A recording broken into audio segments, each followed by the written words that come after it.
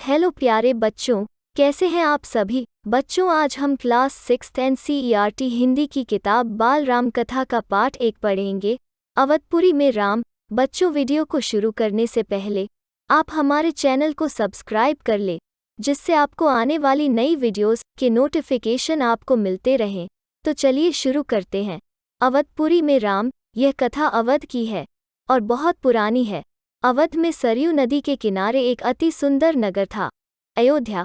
सही अर्थों में दर्शनीय, देखने लायक, भव्यता जैसे उसका दूसरा नाम हो। अयोध्या में केवल राजमहल भव्य नहीं था, उसकी एक एक इमारत आलीशान थी। आम लोगों के घर भव्य थे, सड़कें चौड़ी थीं, सुंदर बाग बगीचे, पानी से लबालब भरे सरोवर, खेतों में लहराती हरियाली, हवा में हिलती फसलें सरयू की लहरों के साथ खेलती थीं। अयोध्या हर तरह से संपन्न नगरी थी। संपन्नता कोने अंतरे तक बिखरी हुई। सभी सुखी, सब समृद्ध। दुख और विपन्नता को अयोध्या का पता नहीं मालूम था, या उन्हें नगर की सीमा में प्रवेश की अनुमति नहीं थी। पूरा नगर विलक्षण था, अद्भुत और मनोरम। उसे ऐसा होना ही था। वो कोसल राज्य की राजधानी थी। राजा दशरथ वहां रहते थे। उनके राज में दुख का भला क्या काम। राजा दशरथ कुशल योद्धा और न्यायप्रिय शासक थे। महाराज अज के पुत्र, महाराज रघु के वंशज, रघुकुल के उत्तराधिकारी। रघुकुल की रीति नीति का प्रभाव हर जगह दिखाई देता था। सुख समृद्धि से लेकर बात व्यवहार तक लोग मर्यादाओं का पालन करते थे, सदाचारी थे। पवित्रता और शांति हर जगह थी। नगर में भी, लोगों के मन में भी। राजा दशरथ यशस्वी थे, उन्हें किसी चीज की कमी नहीं थी। राज सुख था, कमी होने का प्रश्न ही नहीं था। लेकिन उन्हें एक दुख था, छोटा सा दुख, मन के एक कोने में छिपा हुआ। वो रह रहकर उभर आता था, उन्हें सालता रहता था। उनकी कोई संतान नहीं थी, आयु लगातार बढ़ती जा रही थी। उनकी 3 रानियां थीं, कौशल्या, सुमित्रा और कैकेयी। रानियों के मन में भी बस यही एक दुख था, संतान की कमी। जीवन सूना सूना लगता था। राजा दशरथ से रानियों की बातचीत प्राय इसी विषय पर आकर रुक जाती थी। राजा दशरथ की चिंता बढ़ती जा रही थी। बहुत सोच विचार कर महाराज दशरथ ने इस संबंध में वशिष्ठ मुनि से चर्चा की। उन्हें पूरी बात विस्तार से बताए। रघुकुल के अगले उत्तराधिकारी के बारे में अपनी चिंता बताए। मुनि वशिष्ठ राजा दशरथ की चिंता समझते थे। उन्होंने दशरथ को यज्ञ करने की सलाह दी। पुत्रेष्टि यज्ञ। महर्षि ने कहा, आप पुत्रेष्टि यज्ञ करें। महाराज, आपकी इच्छा अवश्य पूरी होगी। यज्ञ महान तपस्वी ऋष्यशृंग की देखरेख में हुआ। पूरा नगर उसकी तैयारी में लगा हुआ था। यज्ञशाला सरयू नदी के किनारे बनाई गई। यज्ञ में अनेक राजाओं को निमंत्रित किया गया। तमाम ऋषि मुनि पधारे। शंखध्वनि और मंत्रोच्चार के बीच एक एक कर सबने आहुति डाली। अंतिम आहुति राजा दशरथ की थी। यज्ञ पूरा हुआ। अग्नि के देवता ने महाराज दशरथ को आशीर्वाद दिया। कुछ समय बाद दशरथ की इच्छा पूरी हुई। तीनों रानियां पुत्रवती हुईं। महारानी कौशल्या ने राम को जन्म दिया। चैत्र माह की नवमी के दिन रानी सुमित्रा के 2 पुत्र हुए, लक्ष्मण और शत्रुघ्न। रानी कैकेयी के पुत्र का नाम भरत रखा गया। राजमहल में खुशी छा गई। नगर में बधाइयां बजने लगीं, मंगल गीत गाए गए। हर ओर खुशी, उत्सव जैसा दृश्य। राजा दशरथ प्रसन्न थे, उनकी मनोकामना पूरी हुई। प्रजा प्रसन्न थी कि दशरथ की चिंता दूर हुई। नगर में बड़ा समारोह आयोजित किया गया। धूमधाम से आयोजन में दूर दूर से लोग आए। राजा दशरथ ने सबको पूरा सम्मान दिया। उन्हें कपड़े, अनाज और धन देकर विदा किया। चारों राजकुमार धीरे धीरे बड़े हुए। वे बहुत सुंदर थे, सुदर्शन। साथ खेलने निकलते तो लोग उन्हें देखते रह जाते, आंखें उनसे हटती ही नहीं थीं। चारों भाइयों में आपस में बहुत प्रेम था। वे अपने बड़े भाई राम की आज्ञा मानते थे। खेलकूद में लक्ष्मण प्राय राम के साथ रहते। भरत और शत्रुघ्न की एक अलग जोड़ी थी, और बड़े होने पर राजकुमारों को शिक्षा दीक्षा के लिए भेजा गया। उन्होंने कुशल और अपनी विद्या में दक्ष गुरुजनों से ज्ञान अर्जित किया, शास्त्रों का अध्ययन किया, शस्त्र विद्या सीखी। चारों राजकुमार कुशाग्र बुद्धि थे। जल्द ही सब विद्याओं में पारंगत हो गए। राम इसमें सर्वोपरि थे। उनमें कई अन्य गुण भी थे, विवेक, शालीनता और न्यायप्रियता। राजा दशरथ को राम सबसे अधिक प्रिय थे, ज्येष्ठ पुत्र होने के कारण और इन मानवीय गुणों के कारण भी। राजकुमार कुछ और बड़े हुए, विवाह योग्य, नगर में इसकी चर्चा होने लगी। महाराज दशरथ भी ऐसा ही चाहते थे। अपनी संतानों के लिए सुयोग्य वधुएं, परिजनों में चर्चा पहले से ही हो रही थी। बाद में पुरोहितों को भी इसमें शामिल कर लिया गया। अयोध्या का राजमहल, एक दिन ऐसी ही चर्चा चल रही थी, गहन मंत्रणा।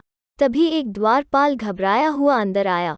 उसने सूचना दी कि महर्षि विश्वामित्र पधारे हैं। महाराज दशरथ तत्काल अपना आसन छोड़कर खड़े हो गए, द्वार की ओर बढ़े, महर्षि की अगवानी करने, उन्हें लेकर दरबार में आए। विश्वामित्र को ऊंचा आसन दिया गया। विश्वामित्र कभी स्वयं राजा थे, बहुत बड़े और बलशाली।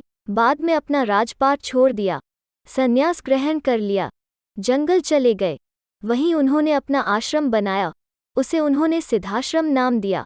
महर्षि के स्वागत सत्कार के बाद दशरथ ने कहा, महर्षि आज्ञा दें, मैं आपकी क्या सेवा कर सकता हूँ? आप अपने मन की बात कहिए, आपकी आज्ञा का पूरी तरह पालन होगा। राजन, मैं जो मांगने जा रहा हूँ उसे देना आपके लिए कठिन होगा, आप आज्ञा दीजिए। महर्षि, मैं उसे पूरा करने के लिए तत्पर हूँ, बिल्कुल नहीं हिचकूंगा। मैं सिद्धि के लिए एक यज्ञ कर रहा हूँ, अनुष्ठान लगभग पूरा हो गया है, लेकिन 2 राक्षस उसमें बाधा डाल रहे हैं। मैं जानता हूँ कि उन राक्षसों को केवल एक ही व्यक्ति मार सकता है, वो राम है। आप अपने ज्येष्ठ पुत्र को मुझे दे दें ताकि यज्ञ पूरा हो। विश्वामित्र ने कहा। दशरथ पर जैसे बिजली गिर पड़ी, वो अचकचा गए। उन्हें उम्मीद ही नहीं थी कि मुनि उनसे राम को मांग लेंगे, उनके ज्येष्ठ पुत्र, उनके सबसे प्रिय। दशरथ चिंता में पड़ गए। विश्वामित्र दशरथ की दुविधा समझ रहे थे। उन्होंने कहा, मैं राम को केवल कुछ दिनों के लिए मांग रहा हूँ, यज्ञ 10 दिन में संपन्न हो जाएगा। महाराज दशरथ दुखी हो गए, पुत्र वियोग की आशंका से कांप उठे। दरबार में सन्नाटा छा गया। दशरथ की दशा देखकर मंत्री चिंतित थे, पर चुप थे। महर्षि वशिष्ठ शांत थे। इतने में दशरथ कांपकर बेहोश हो गए। होश आया तो डर ने उन्हें फिर जकड़ लिया। मूर्छित होकर दोबारा गिर पड़े, संज्ञा शून्य पड़े रहे। महर्षि विश्वामित्र का क्रोध बढ़ता जा रहा था। दरबार सशंकित था। किसी अनिष्ट की आशंका से वे कुछ समझ नहीं पा रहे थे। महर्षि और महाराज के बीच संवाद में कुछ बोलना उचित भी नहीं था। मुनि वशिष्ठ चुपचाप आकर महाराज दशरथ के पास खड़े हो गए। थोड़ी देर बाद दशरथ उठे। स्वयं को संभालते हुए उन्होंने महर्षि से विनती की, महामुनि, मेरा राम तो अभी 16 वर्ष का भी नहीं हुआ है, वो राक्षसों से कैसे लड़ेगा? राक्षस मायावी हैं, वो उनका छल कपट कैसे समझेगा? उन्हें कैसे मारेगा? इससे अच्छा तो यही होगा कि आप मेरी सेना ले जाएं, मैं स्वयं आपके साथ चलूं, राक्षसों से युद्ध करूं। महर्षि विश्वामित्र ने कोई प्रतिक्रिया व्यक्त नहीं की। क्रोधित थे, पर उसे व्यक्त नहीं कर रहे थे। उन्हें अपने यज्ञ के नियम याद थे। क्रोध करने से यज्ञ खंडित हो जाता, अनुष्ठान अधूरा रह जाता। मैं राम के बिना नहीं रह सकता। महामुनि, एक पल भी नहीं। आप राम को छोड़कर जो चाहे मांग लें, उसे मत ले जाइए। मैं राम को नहीं दूंगा, बिल्कुल नहीं। वो मेरी बुढ़ापे की संतान है, मैं उससे बहुत प्रेम करता हूँ। महर्षि का क्रोध भभक उठा। दरबार, मंत्रीगण और ऋषि मुनि सकते में आ गए। आप रघुकुल की रीति तोड़ रहे हैं। राजन, वचन देकर पीछे हट रहे हैं। यह बर्ताव कुल के विनाश का सूचक है। आप जानते हैं कि मैं स्वयं दुष्ट राक्षसों का संहार कर सकता था, लेकिन मैंने संन्यास ले लिया है। अगर आप राम को नहीं देंगे तो मैं यहाँ से खाली हाथ लौट जाऊंगा। बात बिगड़ती देखकर मुनि वशिष्ठ आगे आए।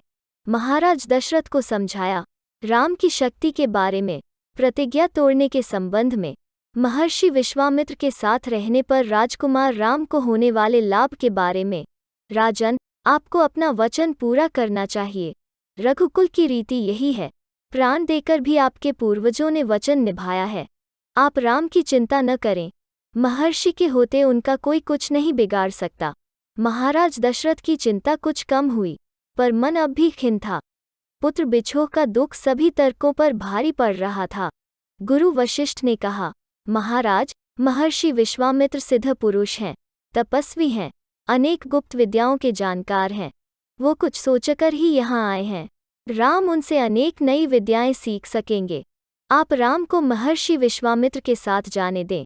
राम को उन्हें सौंप दें। दशरथ ने मुनि वशिष्ठ की बात दुखी मन से स्वीकार कर ली, लेकिन वो राम को अकेले नहीं भेजना चाहते थे। उन्होंने विश्वामित्र से आग्रह किया, कहा कि वे राम के साथ उनके छोटे भाई लक्ष्मण को भी ले जाएं। महर्षि विश्वामित्र ने महाराज दशरथ का यह आग्रह स्वीकार कर लिया। राम और लक्ष्मण को तत्काल दरबार में बुलाया गया। महाराज दशरथ ने उन्हें अपने निर्णय की सूचना दी।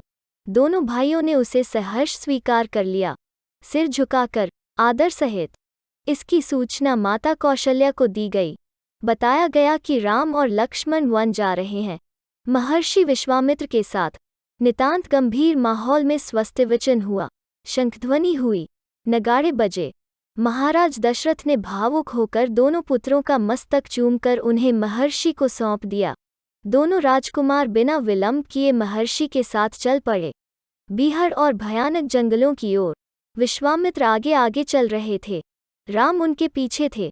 लक्ष्मण राम से 2 कदम पीछे, अपने धनुष संभाले हुए, पीठ पर तुनीर बांधे, कमर में तलवारें लटकाए। Students, if you like this video, please like and share, and if you are new on this channel, please subscribe the channel. Thank you.